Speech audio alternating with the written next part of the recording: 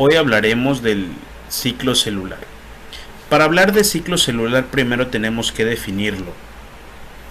Este se define como un conjunto de procesos que tienen la finalidad de provocar un crecimiento celular y que una célula madre se divida en dos células hijas. Partiendo de esto y del hecho de que les mencioné que es un proceso, tenemos que considerar que existen fases durante el ciclo celular. Vamos a hablar de la interfase. La interfase es la primera etapa del ciclo celular, es aquella etapa que va a demandar una mayoría de tiempo y energía mayor a lo que va a ser la fase M, que es la segunda fase del ciclo celular. La interfase se define como un proceso celular que se va a llevar a cabo entre una mitosis y otra mitosis.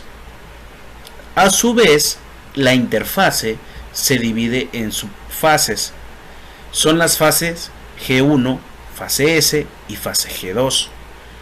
Se les conoce como fase G1 y G2 por la palabra en inglés growth, que significa crecimiento. En este caso acuñaremos el término de crecimiento celular.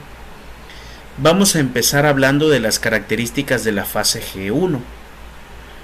Las características más notorias son que en la fase G1 la célula va a aumentar de tamaño, gracias a que se van a sintetizar ARN y proteínas, lo que provocará un ligero aumento de tamaño de la misma célula.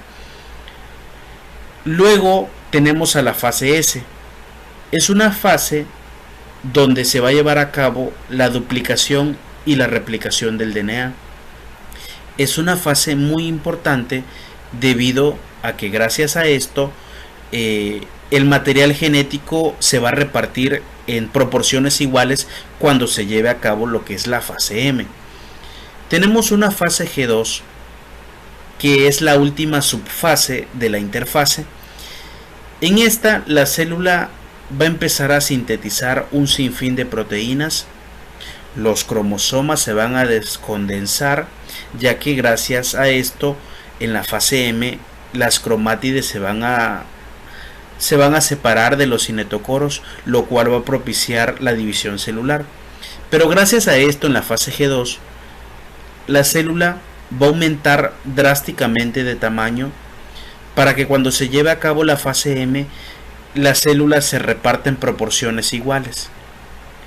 Teniendo en cuenta todas estas subfases de la interfase, tenemos que tener en cuenta que existen puntos de control. Vamos a mencionar los puntos de control presentes en la interfase. Tenemos al punto R. Es un punto el cual va a regular el paso de la fase G1 a la fase S. En caso de que se detecte algún error, automáticamente se va a detener el ciclo celular y la célula entrará en una fase conocida como fase G0, que es una etapa donde la célula se va a frenar drásticamente para repararse, o en el debido caso de que haya una falla irreparable, sufra apoptosis. Tenemos otro segundo punto de control que participa íntegramente en la fase de la interfase del ciclo celular, y es el punto de control G2. Este punto de control G2 regula el paso de la fase G2 a la fase M. Igual, misma función, se detecta un error, se manda a fase de reposo. Si no se corrige el error, la célula sufre automáticamente apoptosis. De igual forma, es importante mencionar que existen proteínas claves, las cuales van a ser las ciclinas y las quinasas dependientes de ciclinas, conocidas como CDK. Estas son importantísimas debido a que su función principal es fosforilar sustratos. Pero se van a preguntar, ¿qué importancia tiene la fosforilación de sustratos? Gracias a esto, el ciclo celular va a dar marcha. Si no se estuvieran fosforilando sustratos continuamente, no se podría avanzar de fase a fase durante el ciclo celular. Una vez terminada la interfase en su fase G2, la siguiente fase del ciclo celular es la fase mitótica, la cual esta consta de la división nuclear, la mitosis, y la división citoplasmática, la citocinesis. Esto para dar origen a dos células idénticas.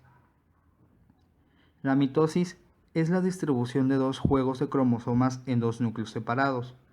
El proceso da como resultado la repartición idéntica de la información genética. Para facilitar su estudio, se distinguen 4 etapas: la profase, la metafase, la anafase y la telofase. Sin embargo, la mitosis es un proceso continuo. Una etapa se une en forma imperceptible con la siguiente. La profase. Durante la profase temprana, las fibras de cromatina se condensan y se acortan para formar los cromosomas que son visibles en un microscopio óptico. El proceso de condensación puede impedir que las cadenas largas de DNA se enrollen a medida que se desplazan durante la mitosis. Como la replicación del DNA tuvo lugar durante la fase S de la interfase, cada cromosoma en profase está formado por un par de cadenas idénticas, estas llamadas cromátides. El centrómero es una región comprimida de cromatina que mantiene unidas a las dos cromátides. En el exterior de cada centrómero se encuentra un complejo proteico, esto denominado cinetocoro. Más adelante en la profase, las tubulinas del material pericentriolar de los centrosomas comienzan a formar el uso mitótico. A medida que los microtúbulos se alargan, se desplazan los centrosomas hacia los polos de la célula, para que de esa forma el uso mitótico se extienda desde un polo hacia el otro. El uso mitótico es el responsable de la separación de las cromátides hacia los polos opuestos de la célula. Luego, el nucleolo desaparece y la envoltura nuclear se disgrega. Metafase. Durante la metafase, los microtúbulos del uso mitótico alinean los centrómeros de los pares de cromátides en el centro exacto del uso mitótico. Esta región se denomina placa de metafase. Anafase. Durante la anafase, los centrómeros se dividen y separan a los dos miembros de cada par de cromátides que se dirigen hacia los polos opuestos de la célula. Una vez separadas, las cromátides reciben el nombre de cromosomas. A medida que los cromosomas son móviles por los microtúbulos durante la anafase, estas adoptarán una forma de V, ya que los centrómeros se ubican delante de los cromosomas y los arrastran hacia el polo celular. La telofase es la etapa final de la mitosis. Comienza una vez concluido el movimiento de los cromosomas. Los juegos idénticos de cromosomas, ahora situados en polos opuestos de la célula, se desenrollan y vuelven a adoptar la disposición de cromatina laxa. Alrededor de cada masa de cromatina se forma una envoltura nuclear. Los nucleolos reaparecen en cada núcleo idéntico y el uso mitótico se desintegra. La siguiente división en la fase mitótica es la citocinesis, la cual es la división del citoplasma celular y sus orgánulos en dos células idénticas. Este proceso suele comenzar en la anafase tardía, con la formación de un surco de segmentación, que es una pequeña hendidura en la membrana plasmática, y se completa después de la telofase. El surco suele aparecer a mitad de camino entre los centrosomas y se extienden alrededor de la periferia de la célula. Los microfilamentos de actina ubicados justo en el interior de la membrana plasmática forman un anillo contráctil que invagina la membrana en forma progresiva. El anillo estrecha el centro celular y en última instancia la divide en dos. Puesto que el plano del surco de segmentación es siempre perpendicular al uso mitótico, los dos juegos de cromosomas terminan en células diferentes.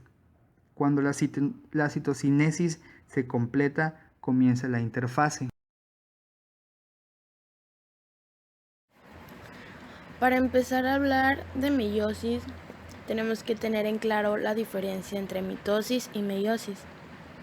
Mientras que la mitosis es la división celular de las células somáticas en dos células hijas idénticas, la meiosis es un tipo especial de división celular que produce los gametos, cuya cantidad de cromosomas se contrajo del número diploide al haploide. La meiosis comienza al concluir la interfase en el ciclo celular. Tiene como resultado células germinales, óvulos y espermatozoides. Se divide en dos fenómenos separados, meiosis 1 o división reductora y meiosis 2 o división ecuatorial. La meiosis 1 pues está formada por fases, la profase 1, metafase 1, anafase 1 y telofase 1. La profase 1 es el comienzo de la meiosis, dura un tiempo prolongado y se subdivide en 5 fases. La primera fase es leptoteno. En esta empiezan a condensarse los cromosomas individuales y forman filamentos largos en el núcleo. La siguiente es cigoteno. En esta se aproximan entre sí los pares homólogos de los cromosomas y hacen sinapsis a través del complejo sinaptonémico para formar una tetrada. La siguiente es el paquiteno. En esta se continúa la condensación de los cromosomas hasta formarse más gruesos y cortos, y se forman los quiasmas, que son los sitios de entrecruzamiento. En la cuarta fase, que es el diploteno, prosigue la condensación de los cromosomas y a continuación comienzan a separarse, y en esta los quiasmas se tornan más evidentes.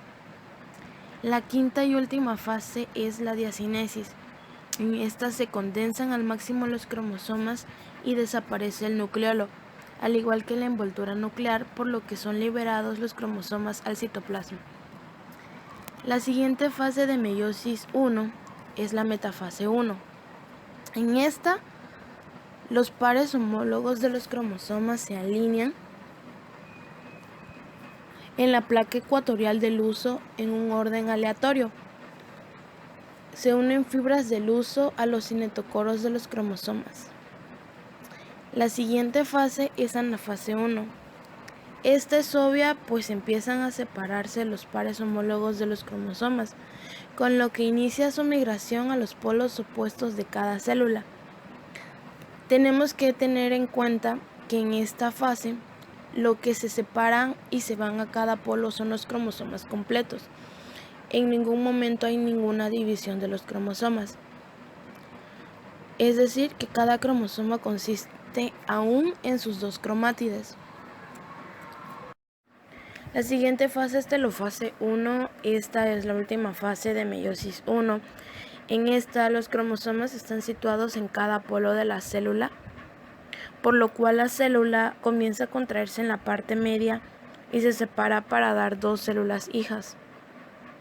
Cada célula hija posee 23 cromosomas y estas dos células entran al proceso de meiosis 2. La meiosis 2 está formada igual por fases, profase 2, metafase 2, anafase 2 y telofase 2. En resumen, es algo parecido a la meiosis 1. En la profase 2, las células se condensan, los cromosomas de estas células se condensan y forman filamentos largos en el núcleo. En la metafase 2, los cromosomas migran hacia el centro de la célula, se alinean. En esta pues se caracteriza por la alineación de los pares homólogos de los cromosomas. En la anafase 2, que es el momento en el que los cromosomas migran hacia los polos de la célula, en esta se separan las cromátides y migran hacia los polos. En la telofase 2 se contraen las células a través de la membrana nuclear y así se forman 4 células, cada una con un número de cromosoma haploide. Es así que la meiosis Su resultado son 4 células con cromosomas haploides.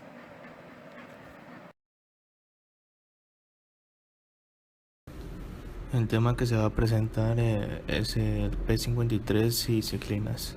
Este par de temas van a incluir más que nada asociarse con los puntos de control, o más bien a los factores que se van a establecer en dichos procesos, como es la división celular, que es la meiosis y mitosis. El P53 es considerado el guardián del genoma. Ese se encuentra en el brazo corto del cromosoma 6. Encontramos que su estructura es una fusoproteína y se encarga de la activación de factores de transcripción.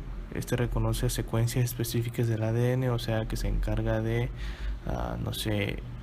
revisarlo y que no haya ninguna alteración. En sí, este cromosoma se encuentra en el núcleo de la célula, ya que como ahí se encuentran todo lo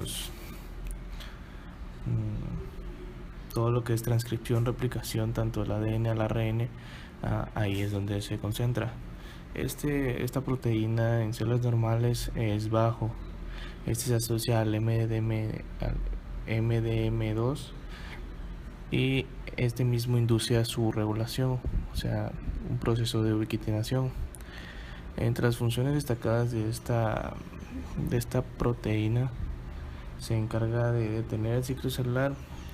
Impide la metaplasia más que nada, ya que, como mencioné anteriormente, regula toda la estructura del ADN para observar detalladamente hay un daño en el mismo. También elimina proteínas o células dañinas. En otra función, se encarga de la activación de enzimas, y mismo tiene el propósito de la reparación del ADN, ya que el P53 se activa para corregir ciertos daños. Y también se activa en la apoptosis. Este es un tipo de mecanismo protector, ya que si el daño es irreparable, pues se consideraría la destrucción o la muerte celular programada. Y por último tenemos que los mecanismos de regulación pues es regulado mediante la ubiquitina, ya que su vida es muy corta y pues el sistema de ubiquitinación se encarga de la degradación de esta. En cambio las ciclinas, pasando a otro tema, se relacionan mucho con el P53. Hablando de las ciclinas, estas son proteínas sintetizadoras o sintetizadas en la interfase. Son destruidas al final de la mitosis de cada ciclo. Estas igual actúan como reguladoras del ciclo celular. Las ciclinas son proteínas que van a ser codificadas y van a formar complejos conforme al P53. Estos complejos van a funcionar como un CDK1. Esto quiere decir que van a ser quinasas dependientes de ciclinas. Ambos, como mencioné al principio, van a servir como puntos de control en cada tipo de fase. La función va a estar mediada por la ubiquitina, que es una proteína reguladora para un marcaje. Entonces, en las ciclinas vamos a encontrar un factor promotor de maduración. Este factor promotor de maduración va a estar conformado por las ciclinas y las quinasas, el cual va a tener como función a determinar si el ciclo celular va a seguir avanzando o no.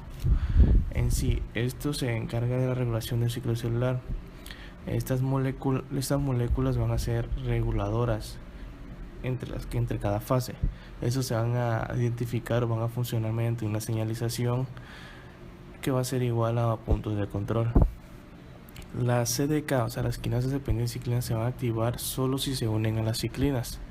Entonces las ciclinas tienen una función importante, ya que estas se van a encargar de que también se active el complejo o las quinasas dependientes de ciclinas. Entonces, como vaya pasando cada fase del ciclo celular, estas van a interactuar a nivel celular para determinar o definir si el ciclo celular prosigue o, mediante el P53, va a tener como objetivo reparar el daño o si no inducir una apoptosis. Entonces estos complejos son los que van a tener función de puntos de control.